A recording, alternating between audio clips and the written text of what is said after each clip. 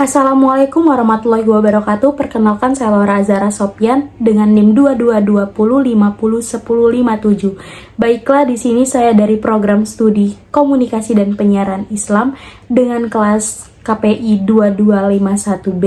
Nah, di sini saya akan membuat video untuk memenuhi salah satu tugas di ujian tengah semester pada mata kuliah Komunikasi Interpersonal yang diampuh oleh Ibu Dr. Pipi Hasmawati, MSI. Oke, baiklah, di sini saya akan menganalisis komunikasi interpersonal pada Gibran Rakabuming Raka sebagai Wali Kota Surakarta.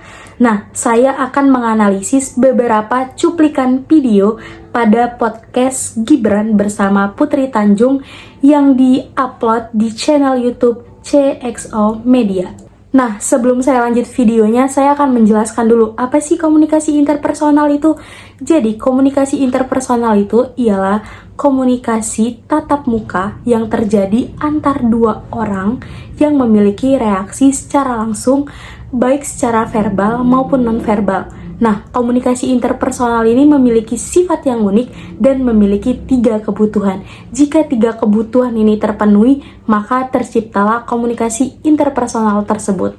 Yang pertama ada apeksi, suatu kebutuhan orang berkomunikasi karena ingin mendapatkan atau memberikan kasih sayang dari komunikator kepada komunikan. Selamat datang kembali di Ngobrol Sore Semaunya bersama aku Putri Tanjung. Hari ini super spesial teman-teman karena aku akan ngobrol bareng pemuda hebat. Sebenarnya aku kenal udah agak lumayan lama sebelum jadi wali kota.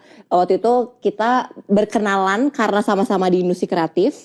Mas Gibran, terima kasih. Makasih. Udah mau ngobrol di Ngobrol Sore Semaunya. Harus sampai kita samperin ke Semarang. Karena sebenarnya udah dari setahun lalu aku pengen ngobrol sama Mas Gibran, gak pernah bisa. Oh iya? Ini ya? Nah, dari cuplikan video tadi bisa kita lihat bahwa Putri Tanjung ini sudah mengenal Gibran sejak dulu dari sebelum Gibran menjadi wali kota. Karena mereka sama-sama berkarir di industri kreatif. Nah, bisa kita lihat tadi posisinya bahwa Putri Tanjung dan tim-tim medianya rela langsung mendatangi Gibran ke Semarang hanya untuk ngobrol santai dan bertukar pikiran. Nah, di sana bisa kita lihat bahwa ada kebutuhan kasih sayang dari komunikator kepada komunikan. Yang kedua, inklusif, keinginan untuk menjadi bagian dari orang lain atau suatu kelompok sosial tertentu. Misalnya, komunikator atau komunikan menjadi bagian satu sama lain karena saling membutuhkan. Nggak perlu, soalnya kan yang Luar biasa. Suka banget deh. ini kan kita lihat popularitas, elektabilitas. Kalau sudah tinggi ya nggak perlu ngapain.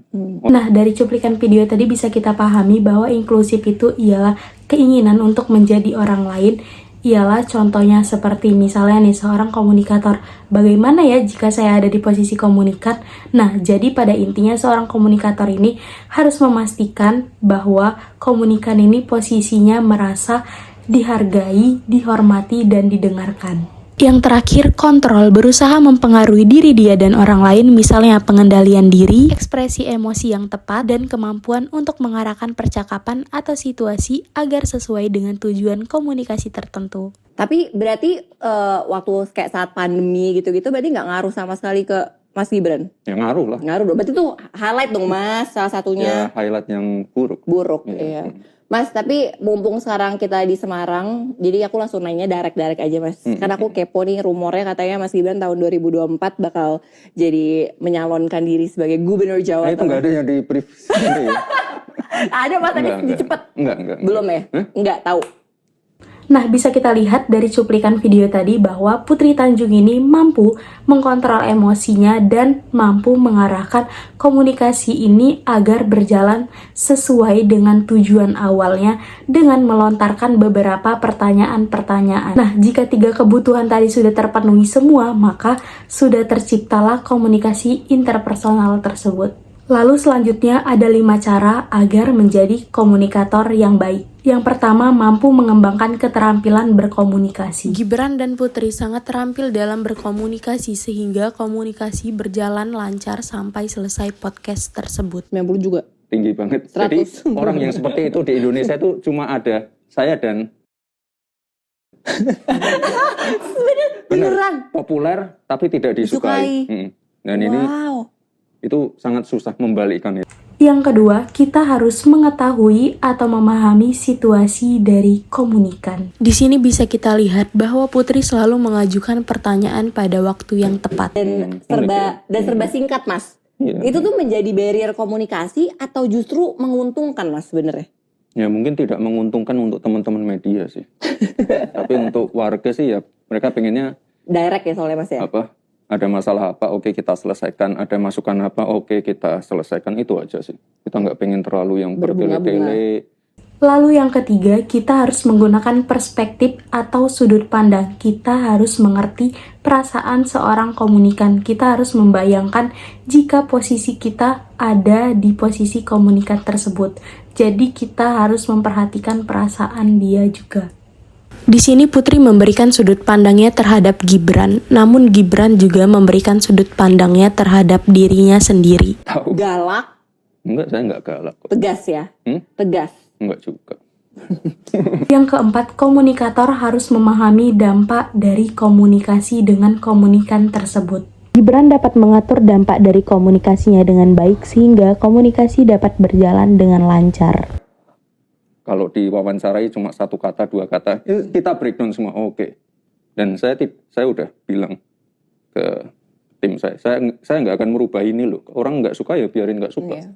Kita nggak mungkin bisa merubah ini. Nah, yang kelima, sudah pasti kita harus beretika. Semakin seorang komunikator beretika, maka semakin mudah pula komunikan memahami. Putri memiliki etika dalam berkomunikasi. Contohnya pada saat Gibran bercerita, walau Putri sambil minum, tapi ia tetap menghormati dan mendengarkan Gibran. Dan menganggap Gibran bercerita tanpa menjadikannya sebagai benda atau komunikasi I-it. Kalau saya sukanya kan metal ya, yang saya datengin band-band metal, tapi kayaknya Ya Mas, jangan metal terus, Mas. ya kan saya suka. Ya udah.